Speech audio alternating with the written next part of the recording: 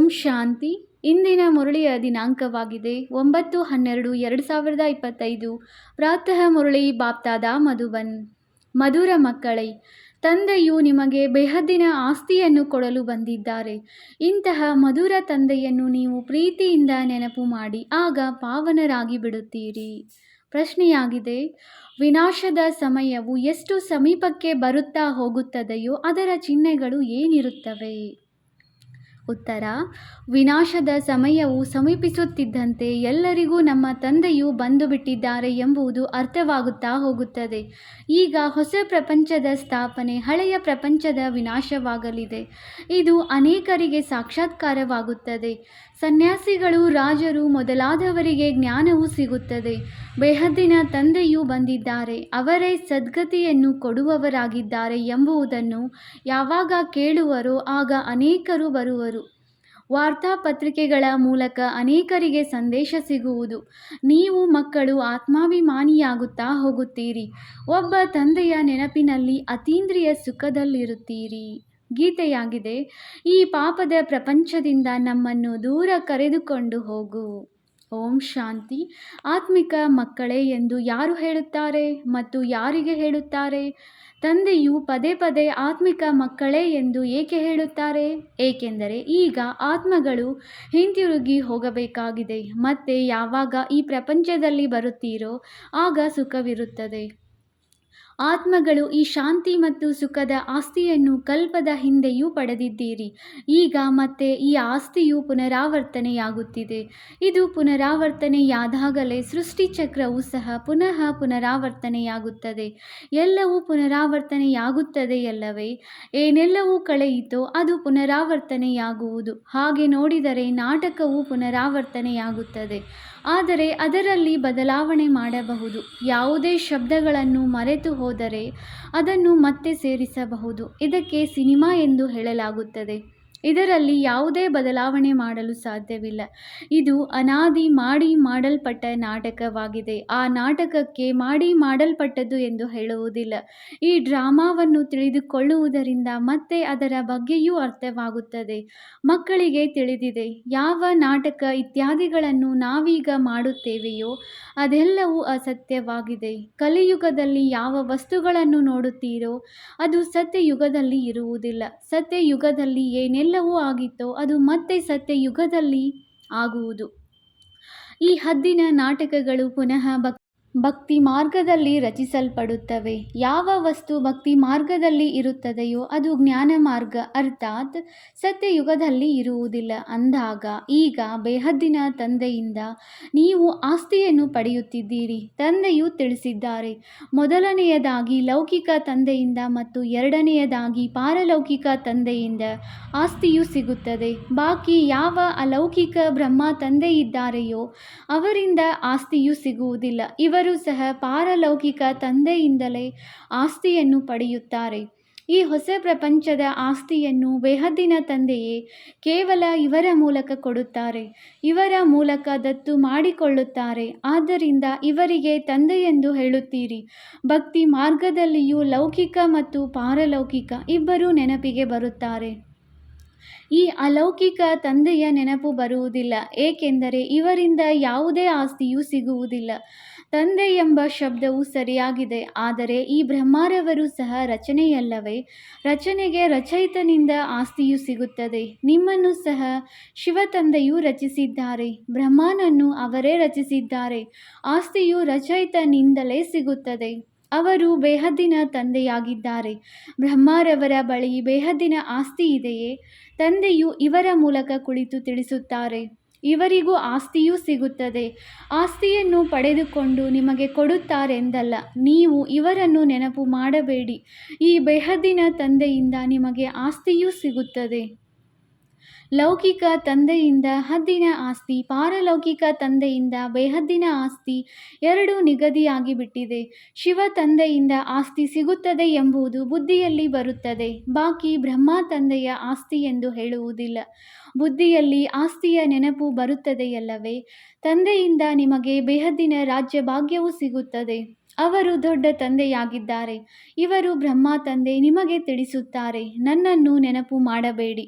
ನಿಮಗೆ ಆಸ್ತಿಯು ಸಿಗಲು ನನ್ನ ಬಳಿ ಏನೂ ಇಲ್ಲ. ಯಾರಿಂದ ಆಸ್ತಿಯು ಸಿಗಬೇಕಾಗಿದೆಯೋ ಅವರನ್ನು ನೆನಪು ಮಾಡಿ. ಅವರೇ ಹೇಳುತ್ತಾರೆ, ಮಕ್ಕಳೇ, ನನ್ನೊಬ್ಬನನ್ನೇ ನೆನಪು ಮಾಡಿ. ಲೌಕಿಕ ತಂದೆಯ ಆಸ್ತಿಗಾಗಿ ಎಷ್ಟೊಂದು ಜಗಳವೂ ನಡೆಯುತ್ತದೆ. ಇಲ್ಲಂತೂ ಯಾವುದೇ ಜಗಳದ ಮಾತಿಲ್ಲ. ತಂದೆಯನ್ನು ನೆನಪು ಮಾಡದಿದ್ದರೆ ಬೇಹದ್ದಿನ ಆಸ್ತಿಯೂ ಸಹ ಸಿಗುವುದಿಲ್ಲ. ತಂದೆಯು ತಿಳಿಸುತ್ತಾರೆ, ತಮ್ಮನ್ನು ಆತ್ಮನೆಂದು ತಿಳಿಯಿರಿ. ನೀವು ತಮ್ಮನ್ನು ಆತ್ಮನೆಂದು ತಿಳಿದು ನನ್ನನ್ನು ನೆನಪು ಮಾಡಿದರೆ ವಿಶ್ವದ ರಾಜ್ಯ ಭಾಗ್ಯ ಸಿಗುತ್ತದೆ ಎಂದು ಈ ರಥಕ್ಕೂ, ಬ್ರಹ್ಮರವರ ರಥಕ್ಕೂ ಹೇಳುತ್ತಾರೆ. ಇದಕ್ಕೆ ನೆನಪಿನ ಯಾತ್ರೆ ಎಂದು ಹೇಳಲಾಗುತ್ತದೆ. ದೇಹದ ಎಲ್ಲ ಸಂಬಂಧಗಳನ್ನು ಬಿಟ್ಟು ತಮ್ಮನ್ನು ಅಶರೀರಿ ಆತ್ಮನೆಂದು ತಿಳಿಯಬೇಕಾಗಿದೆ. ಇದರಲ್ಲಿಯೇ ಪರಿಶ್ರಮವಿದೆ. ವಿದ್ಯೆಗಾಗಿ ಏನಾದರೂ ಪರಿಶ್ರಮ ಪಡಬೇಕಲ್ಲವೇ? ಈ ನೆನಪಿನ ಯಾತ್ರೆಯಿಂದ ನೀವು ಪತಿತರಿಂದ ಪಾವನರಾಗುತ್ತೀರಿ.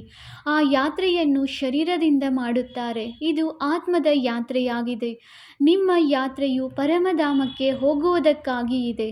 ಪರಮಧಾಮ ಅಥವಾ ಮುಕ್ತಿಧಾಮಕ್ಕೆ ಈ ಪುರುಷಾರ್ಥವಿಲ್ಲದೆ ಯಾರೂ ಹೋಗಲು ಸಾಧ್ಯವಿಲ್ಲ. ಯಾರು ಚೆನ್ನಾಗಿ ನೆನಪು ಮಾಡುವರೋ ಅವರೇ ಹೋಗುತ್ತಾರೆ ಮತ್ತು ಶ್ರೇಷ್ಠ ಪದವಿಯನ್ನು ಅವರೇ ಪಡೆಯುತ್ತಾರೆ. ಎಲ್ಲರೂ ಅವಶ್ಯವಾಗಿ ಹೋಗುತ್ತಾರೆ, ಆದರೆ ಅವರು ಪತಿತರಲ್ಲವೇ? ಆದ್ದರಿಂದ ಕೂಗುತ್ತಾರೆ. ಆತ್ಮವು ನೆನಪು ಮಾಡುತ್ತದೆ. ತಿನ್ನುವುದು, ಕುಡಿಯುವುದು ಎಲ್ಲವನ್ನೂ ಆತ್ಮವೇ ಮಾಡುತ್ತದೆಯಲ್ಲವೇ? ಈ ಸಮಯದಲ್ಲಿ ನೀವು ದೇಹಿ ಅಭಿಮಾನಿಗಳಾಗಬೇಕಾಗಿದೆ. ಇದೇ ಪರಿಶ್ರಮವಿದೆ. ಪರಿಶ್ರಮವಿಲ್ಲದೆ ಏನೂ ಸಿಗುವುದಿಲ್ಲ. ಇದು ಸಹಜವೂ ಆಗಿದೆ, ಆದರೆ ಮಾಯೆಯ ವಿರೋಧವಾಗುತ್ತದೆ. ಯಾರ ಅದೃಷ್ಟವು ಚೆನ್ನಾಗಿರುವುದೋ ಅವರು ಇದರಲ್ಲಿ ಬಹಳ ಬೇಗನೆ ತೊಡಗುತ್ತಾರೆ.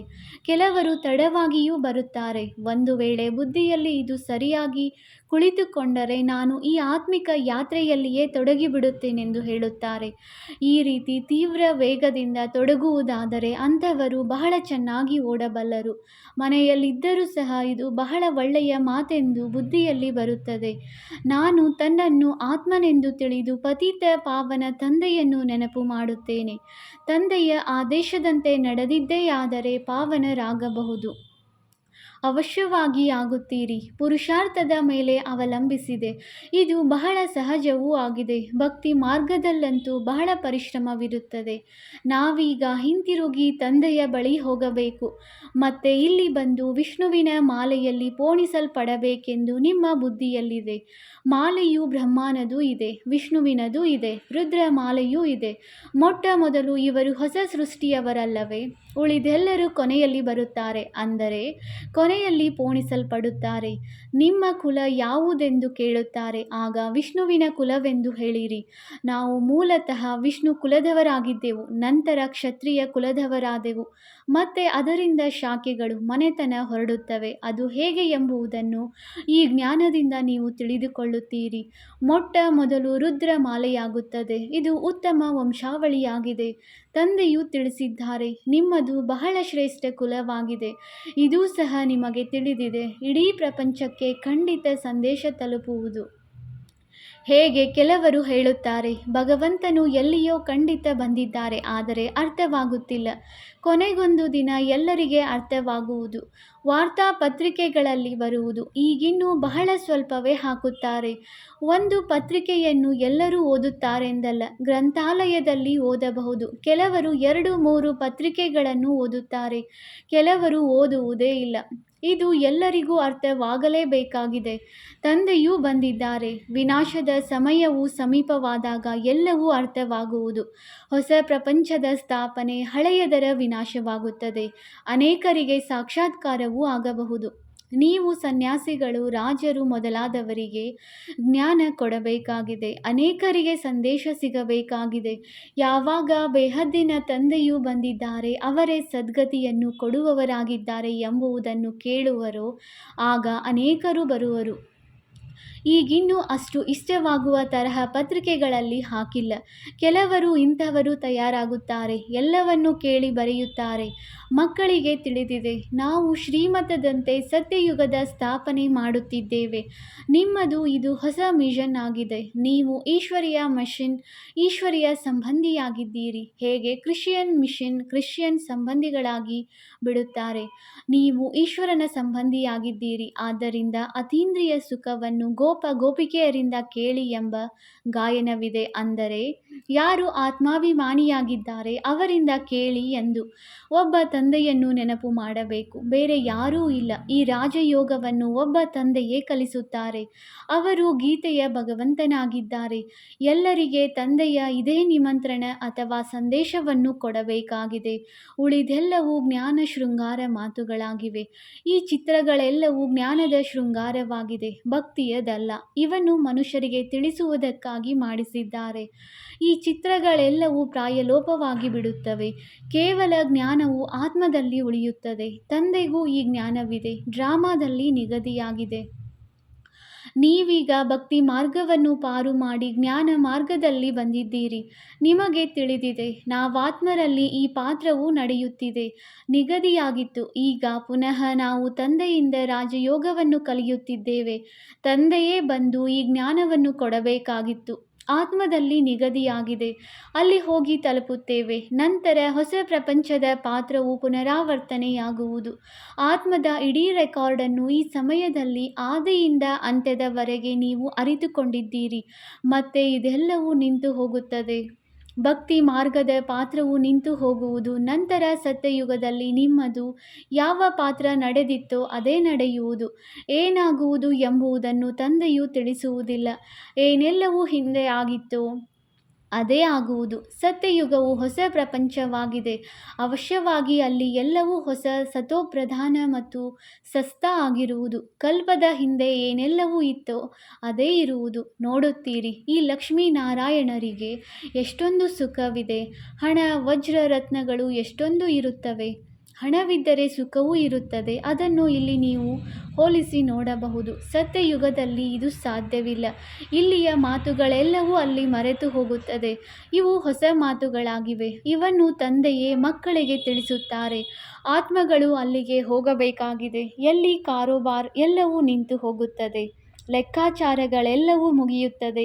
ರೆಕಾರ್ಡ್ ಪೂರ್ಣವಾಗುತ್ತದೆ. ಒಂದೇ ರೆಕಾರ್ಡ್ ಬಹಳ ದೊಡ್ಡದಾಗಿರುತ್ತದೆ. ಆದ್ದರಿಂದ ಆತ್ಮವು ಸಹ ಇಷ್ಟೇ ದೊಡ್ಡದಿರಬೇಕು ಎಂದು ಹೇಳುತ್ತಾರೆ. ಆದರೆ ಇಲ್ಲ, ಇಷ್ಟು ಚಿಕ್ಕ ಆತ್ಮನಲ್ಲಿ 84 ಜನ್ಮಗಳ ಪಾತ್ರವಿದೆ. ಆತ್ಮವು ಅವಿನಾಶಿಯಾಗಿದೆ. ಇದಕ್ಕೆ ಕೇವಲ ಅದ್ಭುತವೆಂದೇ ಹೇಳಬಹುದು. ಹೀಗೆ ಆಶ್ಚರ್ಯಕರವಾದ ವಸ್ತು ಮತ್ಯಾವುದೂ ಇರಲು ಸಾಧ್ಯವಿಲ್ಲ. ತಂದೆಯ ಪ್ರತಿಯೂ ಹೇಳುತ್ತಾರೆ. ತಂದೆಯು ತ್ರೈತಾಯುಗದ ಸಮಯದಲ್ಲಿ ವಿಶ್ರಾಂತಿಯಲ್ಲಿರುತ್ತಾರೆ. ನಾವು ಆಲ್ರೌಂಡ್ ಪಾತ್ರವನ್ನು ಅಭಿನಯಿಸುತ್ತೇವೆ. ನಮ್ಮದು ಎಲ್ಲರಿಗಿಂತ ಹೆಚ್ಚಿನ ಪಾತ್ರವಿದೆ. ಆದ್ದರಿಂದ ತಂದೆಯು ಉತ್ತಮ ಆಸ್ತಿಯನ್ನು ಕೊಡುತ್ತಾರೆ. 84 ಜನ್ಮಗಳು ಸಹ ನೀವೇ ತೆಗೆದುಕೊಳ್ಳುತ್ತೀರಿ ಎಂದು ಹೇಳುತ್ತಾರೆ. ನಮ್ಮ ಪಾತ್ರವಂತೂ ಈ ರೀತಿ ಇದೆ. ಅದನ್ನು ಮತ್ಯಾರೂ ಅಭಿನಯಿಸಲು ಸಾಧ್ಯವಿಲ್ಲ. ಅದ್ಭುತ ಮಾತುಗಳಲ್ಲವೇ? ಇದು ಸಹ ಅದ್ಭುತವಾಗಿದೆ. ಆತ್ಮಗಳಿಗೆ ತಂದೆಯು ಕುಳಿತು ತಿಳಿಸಿಕೊಡುತ್ತಾರೆ. ಆತ್ಮವು ಸ್ತ್ರೀ ಪುರುಷನಲ್ಲ. ಯಾವಾಗ ಶರೀರ ಧಾರಣೆ ಮಾಡುತ್ತದೆಯೋ ಆಗ ಸ್ತ್ರೀ ಪುರುಷನೆಂದು ಹೇಳಲಾಗುತ್ತದೆ. ಆತ್ಮರೆಲ್ಲರೂ ಮಕ್ಕಳಾಗಿರುವುದರಿಂದ ಸಹೋದರರಾಗುತ್ತೀರಿ. ಅವಶ್ಯವಾಗಿ ಆಸ್ತಿಯನ್ನು ಪಡೆಯಲು ಸಹೋದರರಾಗಿದ್ದೀರಿ. ಆತ್ಮವು ತಂದೆಯ ಮಗುವಲ್ಲವೇ? ತಂದೆಯಿಂದ ಆಸ್ತಿಯನ್ನು ಪಡೆಯುತ್ತೀರಿ. ಆದ್ದರಿಂದ ಆತ್ಮಕ್ಕೆ ಪುರುಷನೆಂದು ಹೇಳುತ್ತಾರೆ. ತಂದೆಯಿಂದ ಆಸ್ತಿಯನ್ನು ಪಡೆಯಲು ಎಲ್ಲ ಆತ್ಮಗಳಿಗೂ ಅಧಿಕಾರವಿದೆ. ಅದಕ್ಕಾಗಿ ತಂದೆಯನ್ನು ನೆನಪು ಮಾಡಬೇಕು. ತಮ್ಮನ್ನು ಆತ್ಮನೆಂದು ತಿಳಿಯಬೇಕಾಗಿದೆ. ನಾವೆಲ್ಲರೂ ಸಹೋದರರಾಗಿದ್ದೇವೆ. ಆತ್ಮವೇ ಆಗಿದೆ. ಅದು ಎಂದೂ ಬದಲಾಗುವುದಿಲ್ಲ. ಕೇವಲ ಒಮ್ಮೆ ಪುರುಷ, ಕೆಲವೊಮ್ಮೆ ಸ್ತ್ರೀಯ ಶರೀರವನ್ನು ತೆಗೆದುಕೊಳ್ಳುತ್ತದೆ. ಇವು ತಿಳಿದುಕೊಳ್ಳುವಂತಹ ಬಹಳ ಕಷ್ಟ ಮಾತುಗಳಾಗಿವೆ. ಇವನ್ನು ಮತ್ಯಾರೂ ತಿಳಿಸಲು ಸಾಧ್ಯವಿಲ್ಲ. ಇವನ್ನು ತಂದೆಯಿಂದ ಅಥವಾ ನೀವು ಮಕ್ಕಳಿಂದಲೇ ಕೇಳಬಹುದಾಗಿದೆ. ತಂದೆಯು ನೀವು ಮಕ್ಕಳೊಂದಿಗೆ ಮಾತನಾಡುತ್ತಾರೆ. ಮೊದಲು ಎಲ್ಲರೊಂದಿಗೆ ಎಲ್ಲರೊಂದಿಗೆ ಮಿಲನ ಮಾಡುತ್ತಿದ್ದರು, ಎಲ್ಲರೊಂದಿಗೆ ಮಾತನಾಡುತ್ತಿದ್ದರು. ಹೀಗೆ ಮಾಡುತ್ತಾ ಮಾಡುತ್ತಾ ಕೊನೆಗೆ ಯಾರೊಂದಿಗೂ ಮಾತನಾಡುವುದಿಲ್ಲ. ಮಕ್ಕಳು ತಂದೆಯನ್ನು ಪ್ರತ್ಯಕ್ಷ ಮಾಡುವರಲ್ಲವೇ? ಮಕ್ಕಳೇ ಓದಿಸಬೇಕಾಗಿದೆ. ನೀವು ಮಕ್ಕಳೇ ಅನೇಕರಿಗೆ ಸರ್ವಿಸ್ ಮಾಡಿ ಕರೆತರುತ್ತೀರಿ. ಇವರು ಅನೇಕರನ್ನು ತಮ್ಮ ಸಮಾನ ಮಾಡಿ ಕರೆತರುತ್ತಾರೆ. ಇವರು ದೊಡ್ಡ ರಾಜನಾಗುತ್ತಾರೆ, ಇವರು ಚಿಕ್ಕ ರಾಜನಾಗುತ್ತಾರೆ ಎಂದು ತಂದೆಯು ತಿಳಿದುಕೊಳ್ಳುತ್ತಾರೆ. ನೀವು ಆತ್ಮಿಕ ಸೇನೆಯೂ ಆಗಿದ್ದೀರಿ. ಎಲ್ಲರನ್ನೂ ರಾವಣನ ಬಂಧನಗಳಿಂದ ಬಿಡಿಸಿ ತಮ್ಮ ಕಡೆ ಕರೆತರುತ್ತೀರಿ. ಯಾರೆಷ್ಟು ಸೇವೆ ಮಾಡುವರೋ ಅಷ್ಟು ಫಲ ಸಿಗುತ್ತದೆ. ಯಾರು ಹೆಚ್ಚು ಭಕ್ತಿ ಮಾಡಿದ್ದಾರೆಯೋ ಅವರೇ ಹೆಚ್ಚು ಬುದ್ಧಿವಂತರಾಗಿ ಬಿಡುತ್ತಾರೆ ಮತ್ತು ಆಸ್ತಿಯನ್ನು ಪಡೆಯುತ್ತಾರೆ. ಇದು ವಿದ್ಯೆಯಾಗಿದೆ. ವಿದ್ಯೆಯನ್ನು ಚೆನ್ನಾಗಿ ಓದದಿದ್ದರೆ ಅನುತ್ತೀರ್ಣರಾಗಿ ಬಿಡುವರು. ಬಹಳ ಸಹಜ ವಿದ್ಯೆಯಾಗಿದೆ. ಇದನ್ನು ತಿಳಿದುಕೊಳ್ಳುವುದು ಮತ್ತು ತಿಳಿಸುವುದು ಸಹಜವಾಗಿದೆ. ಯಾವುದೇ ಕಷ್ಟದ ಮಾತಿಲ್ಲ. ಆದರೆ ರಾಜಧಾನಿಯು ಸ್ಥಾಪನೆಯಾಗಬೇಕಾಗಿದೆ. ಅದರಲ್ಲಿ ಎಲ್ಲರೂ ಬೇಕಲ್ಲವೇ? ಅದರಲ್ಲಿ ನಾವು ಶ್ರೇಷ್ಠ ಪದವಿಯನ್ನು ಪಡೆಯಬೇಕೆಂದರೆ ಪುರುಷಾರ್ಥ ಮಾಡಬೇಕಾಗಿದೆ. ಮೃತ್ಯು ಲೋಕದಿಂದ ವರ್ಗಾವಣೆಯಾಗಿ ಅಮರ ಲೋಕದಲ್ಲಿ ಹೋಗಬೇಕಾಗಿದೆ. ಎಷ್ಟು ಓದುವಿರೋ ಅಷ್ಟು ಅಮರಪುರಿಯಲ್ಲಿ ಶ್ರೇಷ್ಠ ಪದವಿಯನ್ನು ಪಡೆಯುತ್ತೀರಿ. ತಂದೆಯನ್ನು ಪ್ರೀತಿಯೂ ಮಾಡಲಾಗುತ್ತದೆ, ಏಕೆಂದರೆ ಇವರು ಬಹಳ ಪ್ರಿಯಾತಿ ಪ್ರಿಯ ವಸ್ತುವಾಗಿದ್ದಾರೆ, ಪ್ರೀತಿಯ ಸಾಗರನೂ ಆಗಿದ್ದಾರೆ.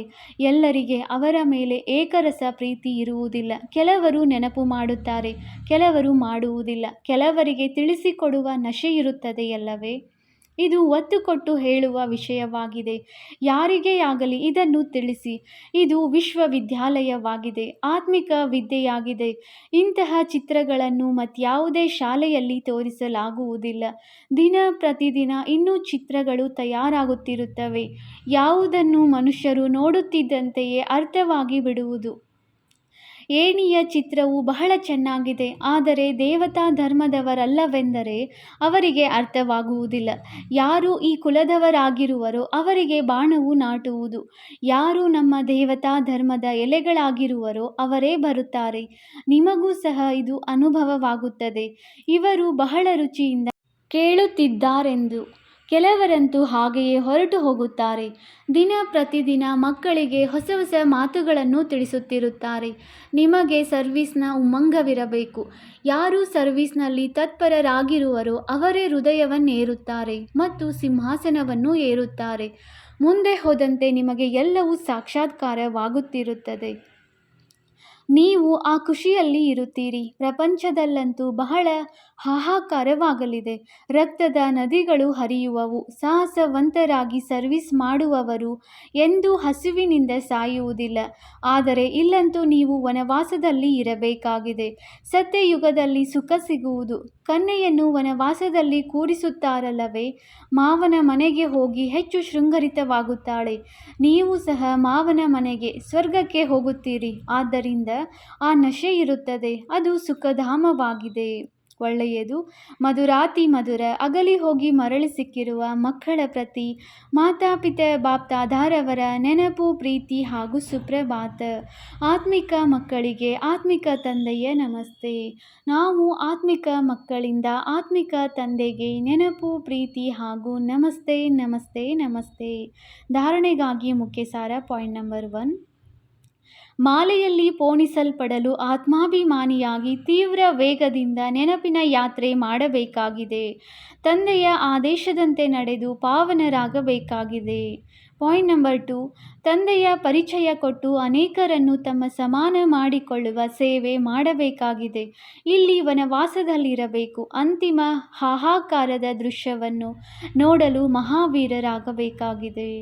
ವರದಾನ: ಬಂಧನಗಳ ಪಂಜರವನ್ನು ಮುರಿದುಕೊಂಡು ಜೀವನ್ಮುಕ್ತ ಸ್ಥಿತಿಯ ಅನುಭವ ಮಾಡುವಂತಹ ಸತ್ಯವಾದ ಟ್ರಸ್ಟಿ ಭವ. ಶರೀರದ ಹಾಗೂ ಸಂಬಂಧದ ಬಂಧನವೇ ಪಂಜರವಾಗಿದೆ.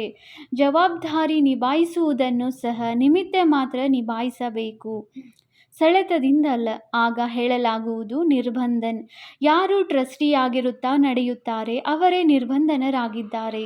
ಒಂದು ವೇಳೆ ಯಾವುದಾದರೂ ನನ್ನತನವಿದ್ದಲ್ಲಿ ಪಂಜರದೊಳಗೆ ಇರುವಿರಿ.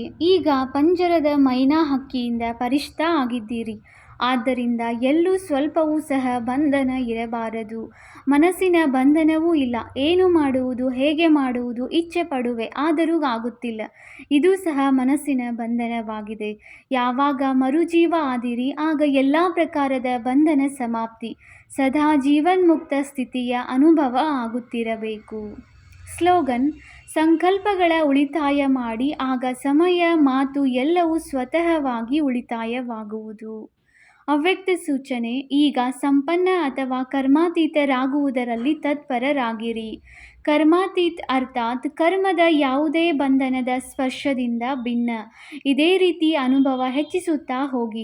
ಯಾವುದೇ ಕಾರ್ಯ ಸ್ಪರ್ಶ ಮಾಡದಿರಲಿ ಮತ್ತು ಮಾಡಿದ ನಂತರ ಏನು ಫಲಿತಾಂಶ ಬರುತ್ತದೆ ಅದರ ಸ್ಪರ್ಶವೂ ಆಗದಿರಲಿ.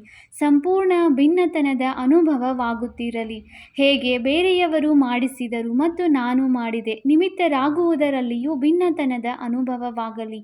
ಏನೆಲ್ಲ ನಡೆಯಿತೋ ಅದಕ್ಕೆ ಬಿಂದುವಿಟ್ಟು ಭಿನ್ನರಾಗಿರಿ. ಓಂ ಶಾಂತಿ.